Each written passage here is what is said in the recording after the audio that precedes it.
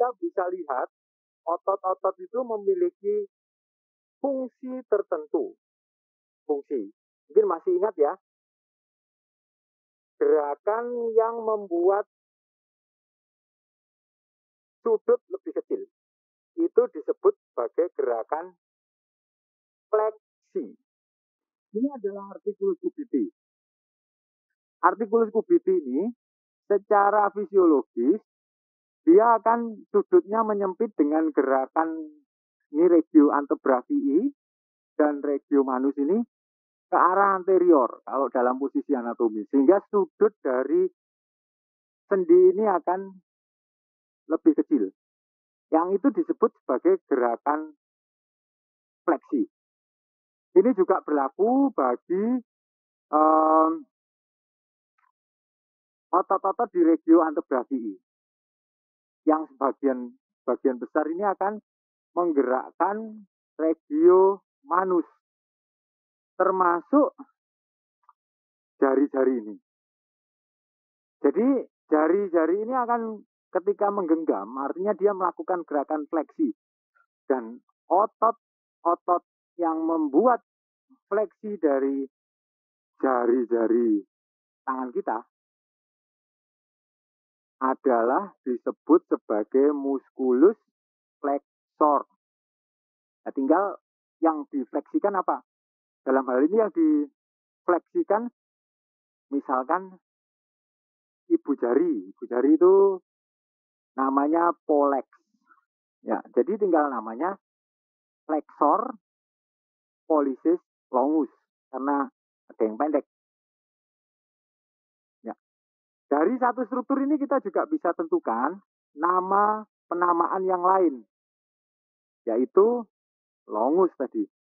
Artinya ketika ada dua otot, satu panjang, satu pendek, dalam penamaannya yang panjang tentu disebut longus. Kita bergerak dengan dasar penamaan yang lain. Ini saya tunjuk otot yang cukup terkenal. Jadi ini satu otot. Saya akan mendekat supaya gambarnya lebih jelas. Baik, lebih jelas mudah-mudahan ya.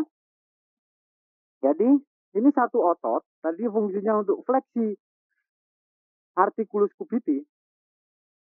Ini ototnya nempel pada satu tempat yang sama.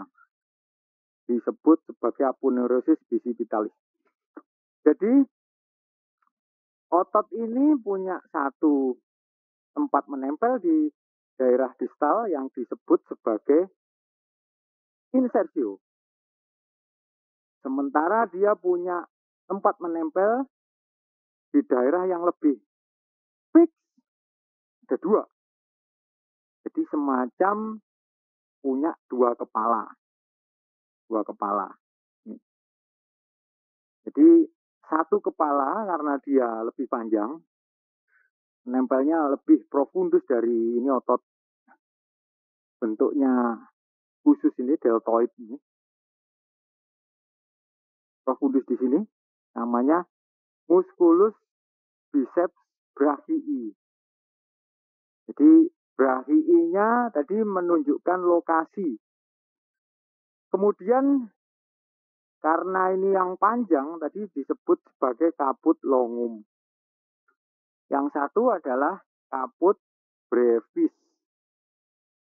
Jadi longum lawannya brevis. Dari penamaan itu juga kita bisa pakai untuk dasar yang lain. Karena kepalanya dua, ini disebut sebagai musculus biceps. Kepalanya dua. Kalau kepalanya tiga, punya tiga head, tiga kaput. Ini seperti di daerah dorsal dari regio brachii. Triceps, artinya ada punya tiga kepala. Cuma ini coba kita bisa lihat, ini yang lateral head, kaput lateral, ini kaput longum, yang kaput medial nggak kelihatan. Tempatnya profundus. Jadi kenapa ini disebut sebagai musculus triceps brachii? Itu kalau kepalanya tiga. Atau juga Di tempat lain, karena tadi kita bisa ngasih nama sesuai dengan lokasinya, ada satu otot lagi yang dengan logika yang sama kita bisa gunakan, yaitu kalau tadi di daerah brachii namanya musculus biceps brachii, ini karena tempatnya di regio femoris posterior, ini otot ini kita berikan nama musculus biceps femoris. Namanya biceps berarti kaputnya ada dua. Kaputnya ada dua, ya.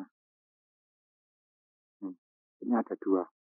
Dan nanti bisa pelajari bersama tadi seperti yang di regio brachii. Kalau kaputnya ada dua, berarti origonya ada di dua tempat. Itu untuk yang otot dua kaput, tiga kaput tadi triceps. Ada satu lagi otot yang empat kaput, empat kepala, yaitu musculus quadriceps femoris. Quad empat, ceps kepala.